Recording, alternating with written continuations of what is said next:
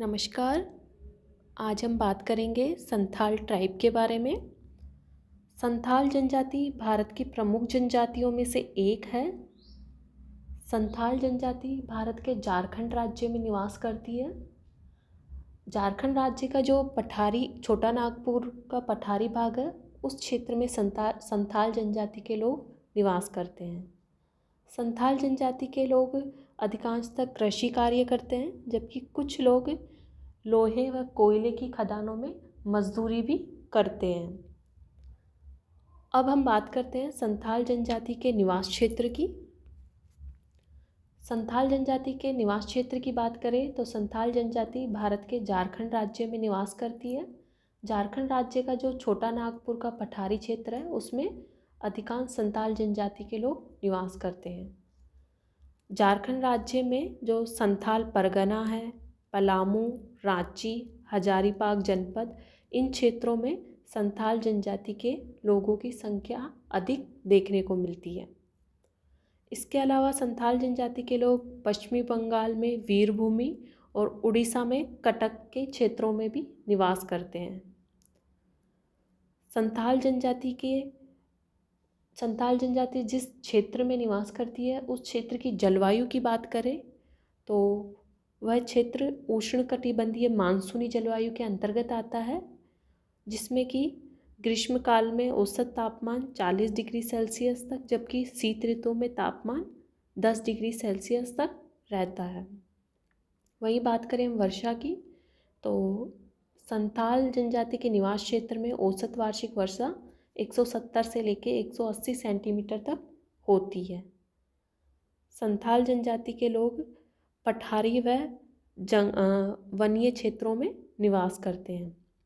Next हम बात करते हैं संथाल जनजाति के शारीरिक लक्षणों के बारे में। संथाल जनजाति के शारीरिक लक्षणों की बात करें तो संथाल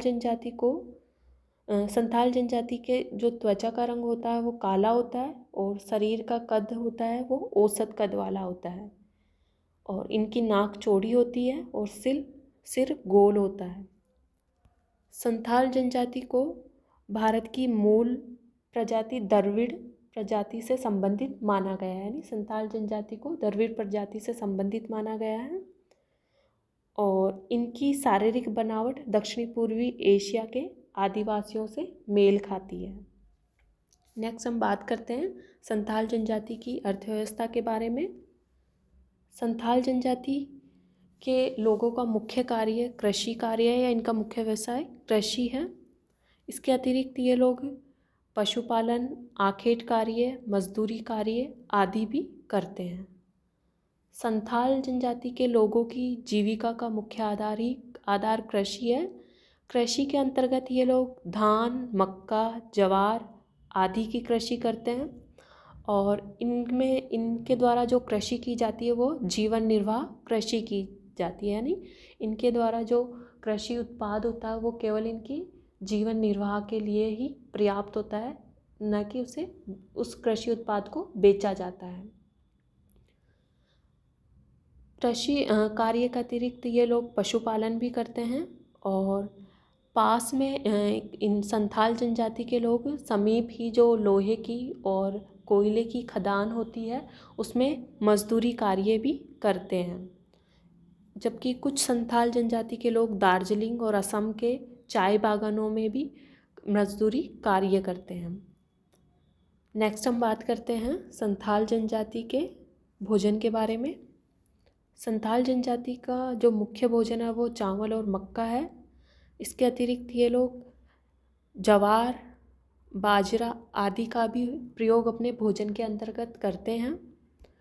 अन्न की कमी होने पर संथाल जनजाति के लोग मांस या मछली का भी प्रयोग करते हैं। साथ ही ये लोग शराब और तंबाकू का भी सेवन करते हैं, या ये शराब और तंबाकू के प्रेमी होते हैं। नेक्स्ट हम बात करते हैं संथाल जनजाति द्वारा प्रयोग में लिए जाने वाले वस्त्र और आभूषणों की। संथाल जनजाति के लोग कम वस्त्र धारण करते हैं, यानी कि ये लोग कम वस्त्र प्रयोग में लेते हैं। पुरुषों द्वारा धोती और स्त्रियों द्वारा साड़ी पहनी जाती है। मैदानी क्षेत्रों के संपर्क में आने वाले संथाली लोग संथाली जनजाति के लोगों में पुरुष द्वारा कुर्ता भी पहना जाने लगा है और विशेष उत्सवों पर संथाल जनजाति के पुरुष सिर पर पगड़ी बांधते हैं। स्त्रियां चांदी, लोहा, पीतल आदि के बने हुए आभूषण पहनती हैं। नेक्स्ट हम बात करते हैं संथाल जनजाति के द्वारा प्रयोग में लिए जाने वाले अधिवास या गृह के बारे में। संथालों के एक गांव में सामान्यतः 100 से लेके 200 तक घर पाए जाते हैं और इनके घर पत्थर, मिट्टी, लकड़ी, बांस, घास, पत्तियों आदि के बने हुए होते हैं और पक्की दीवारों वाले घर पर छत खपरेल की बनाई जाती है। यानी जो पक्की दीवार के जो घर बने हुए होते हैं उनकी छत खपरेल या घास फूस से बनाई जाती है। घर के अंदर एक पूजा स्थल होता है जिसमें केवल पुरुष ही प्रवेश कर सकते हैं। नेक्स्ट हम बात करते हैं संथाल जनजाति द्वारा प्रयोग में लिए जाने वाले उपकरणों के बारे में, औजारों के बारे में। संथाल जनजाति के लोग कृषि कार्यों के लिए हल, कुदाल, फावड़ी, कुल्हाड़ी, खुरपी, हसिया आदि उपकरणों का प्रयोग करते हैं, जबकि आखेट कार्य के लिए ये लोग धनुष बाण, भाले, कुल्हाड़ी आदि का प्रयोग करते हैं। घरेलू कार्यों के लिए ये लोग मिट्टी और धातु के बने हुए बर्तनों का प्रयोग करते हैं। नेक्स्ट हम बात करते हैं संथाल जनजाति के सामाजिक संगठन के बारे में।